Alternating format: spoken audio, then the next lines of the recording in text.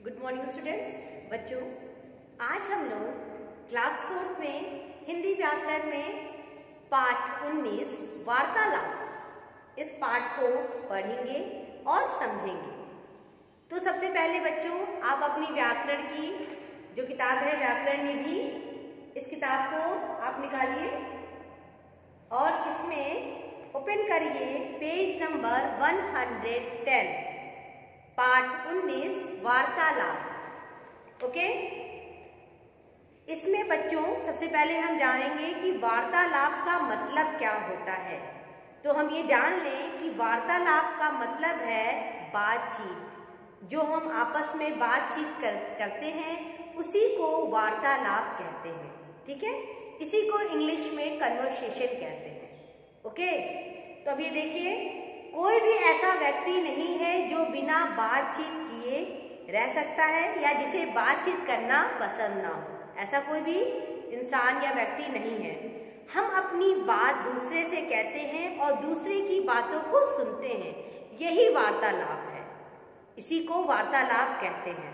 ठीक है, जैसे आपस में हम दोनों लोग बात कर रहे हैं, मैं कह रही हूँ और आप सुन रहे हैं, तो यहाँ पर ये भी एक कन्वर्सेशन का माध्यम है, वार्तालाप का माध्यम है। ठीक है, तो हमने जान लिया है कि वार्तालाप का अर्थ क्या होता है। तो वार्तालाप का जो अर्थ है वो है बातचीत। आपस में जो हम बातचीत करते हैं उसी को वार्तालाप कहते हैं। हम अपनी बात दूसरे से कहते हैं और दूसरे की बात को सुनते हैं, यही वार्तालाप है। ठीक है, तो वार्तालाप में ध्यान देने योग्य कुछ बातें होती हैं जिन्हें हमें हमेशा याद रखना चाहिए। तो हम आइए जानते हैं कौन सी वो बातें हैं जिन्हें हमें हमेशा ध्यान रखना चाहिए। जिन बातों का वार्तालाप करने से पहले उन बातों का हमेशा हमें ध्यान रखना चाहिए। तो हम यहाँ देख लें कि अभी हमने बताया है कि वार्तालाप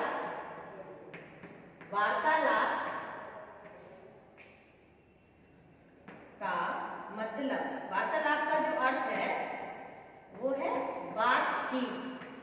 ठीक है, जो हम बातचीत करते हैं वही वार्तालाप है, यही मैंने आपको भी बताया है।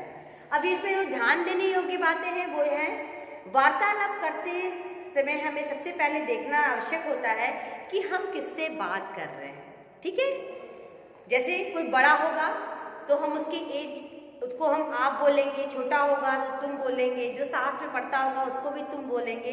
तो हमें ये सब चीज़ों का बहुत ध्यान रखना है कि उसकी आयु क्या है, मतलब एज क्या है, वो हमसे बड़ा है कि छोटा है। ठीक है, और समय के अनुसार हमें बातचीत करनी चाहिए। ठीक है, कौन सा समय सही रहेगा बातचीत करने के लिए।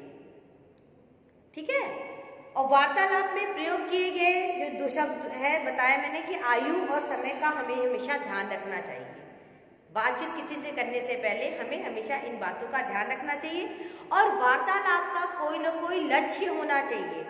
बिना मतलब के कोई बातचीत नहीं करनी चाहिए। ठीक है, जिसका कोई मतलब हो, जिसका कोई लक्ष्य हो, उसी टॉपिक पे आपको बातचीत करनी चाहिए। ठीक है, और यहाँ देखिए बच्चों, अपनी बुक में आप देखिए 110 पे वार्तालाप के यहाँ पे कुछ उदाहरण दिए गए हैं। पहला देखिए, माँ और बेटे के बीच भोजन के विषय में यहाँ पे वार्तालाप हो रही है। जैसे आप लोग भी जब खाना होता है तो माँ कैसे, सुरेश को आप भी बोलते हैं आज खाने में क्या बना है, माँ मुझे भूख लगी है। आपका कुछ फेवरेट होता है, पसंद वाला होता है तो आप बहुत खुश होते हैं। ठीक है, और नहीं पसंद वाला रहता है, कहते हैं कि क्या बना दिया है, बात करते हैं ना। वैसे ही सेम इसी तरह से यहाँ पे इस टॉपिक को लिया गया है। माँ और बेटे में एक वार्तालाप है। इसको देखिए, सुरेश, माँ बड़ी भूख लगी है, खाना लगा दो। वो अपनी माँ से बोलता है। माँ बोलती है, बेटा हाथ धोकर आओ, मैं खाना लगाती हूँ। सुरेश बोलता है, माँ आज खाने में क्या बना है, जैसे सब पूछते हैं। माँ बोलती है, दाल, घिया की सब्जी, दही और रोटी। सुरेश बोलता है, माँ आपको पता है मुझे घिया अच्छी नहीं लगती है, उसको घिया पसंद नहीं होता है। जैसे आप लोगों को भी कुछ चीज़ें पसंद होंगी, कुछ चीज़ें नहीं पसंद होती हैं। माँ बोलती है, बेटा हर सब्जी खानी चाहिए। सुरेश बोलता है, पर माँ, वो ऐसे बोलते पर माँ, आप लोग ऐसे कहते हैं ना। फिर माँ बोलती है, सुरेश इसलिए मैंने तुम्हारी मनपसंद दाल मखनी भी बनाई है, घिया से विटामिन मिलेंगे और दाल से स्वाद। माँ लोग इस चीज़ों का बहुत ध्यान रखती हैं। अगर बच्चे को कुछ खिलानी रहती है तो वो एक उसका फेवरेट चीज़ भी बनाती हैं। इसी तरह से इन्होंने बनाया है। सुरेश बोलता है तो फिर ठीक है, मैं थोड़ी सी घिया भी खा लूँगा। वो खुश हो जाता है क्योंकि उसकी फेवरेट चीज़ तो बनी हुई है दाल मखनी, और वो माँ की भी बात मान लेता है और थोड़ी सी घिया खाने को तैयार हो जाता है। यही छोटा सा जो वार्तालाप होता है, देखिए यहाँ बातचीत जो दो लोगों के बीच में हो रही, यही वार्तालाप है। नेक्स्ट है मच्छर और आदमी में वार्तालाप। आदमी यहाँ बोलता है अरे मच्छर भाग यहाँ से। हम लोग भी जब मच्छर काटते हैं ऐसे बोलते हैं अरे मच्छर यहाँ से भाग। मच्छर बोला जब तुम यहाँ बैठ सकते हो तो मैं क्यों नहीं। मच्छर बोलता है आदमी तुम मुझे काटते हो। आदमी बोलता है कि तुम मुझे काटते हो। मच्छर कहता है फिर तुमने मुझे जन्म क्यों दिया। तो आदमी शॉक्ड होता है क्या। आदमी बोलता है क्या मैंने तुम्हें जन्म दिया है, ये कैसे। मच्छर बोलता है बाल्टी में पानी भर कर छोड़ दो देते हो वहीं तो मैं पैदा होता हूँ। आदमी कहा तुमने ठीक कहा, मुझे तुम्हें बिना मारे तुमसे हमेशा के लिए छुटकारा पाना चाहिए। वो ये कहता है। अब देखिए यहाँ पे अभ्यास कार्य में दो टॉपिक यहाँ पे दिया है बच्चों। निम्नलिखित विषयों पर होने वाले वार्तालाप लिखिए।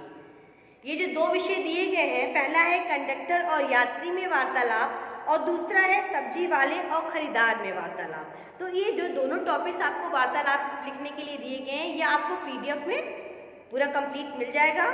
इसे आप पीडीएफ से देख के कंप्लीट करेंगे। ओके, अब नेक्स्ट पेज पे है, यहाँ पे भी अभ्यास कार्य में है। अब आप भी चित्र देखकर यहाँ पे कुछ चुटकुले दिए गए हैं ना। इन चुटकुलों में दिया गया पहला है डॉक्टर।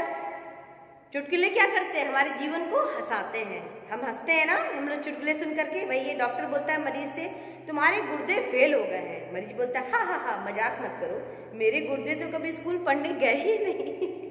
सेकेंड है डैडी पुत्र से बेटा सुबह जल्दी उठा करो, इससे पैसे अकल और ताकत ज्यादा आती है। बेटा डैडी फिर तो पेपर वाला और दूध वाला सबसे अमीर होंगे। ये चुटकुले जिस तरह से लिखे गए हैं वैसे ही यहाँ पर एक चित्र बना है बच्चों। एक बच्चा कीचड़ में गिरा है और यहाँ पे कई लोग हंस रहे हैं। उसी चित्र को देख करके चुटकुला बनाना है। ठीक है, ये भी आपको पीडीएफ में मिल जाएगा। ये पूरा आप कंप्लीट करेंगे और ये होमवर्क में है। इस लेसन को बहुत ही अच्छे तरीके से आप रीड करेंगे। ओके, और जो पीडीएफ में क्वेश्चन आंसर एक्सरसाइज होगी उसको आप पीडीएफ देके कंप्लीट करेंगे। तो आज के लिए इतना ही। Thank you.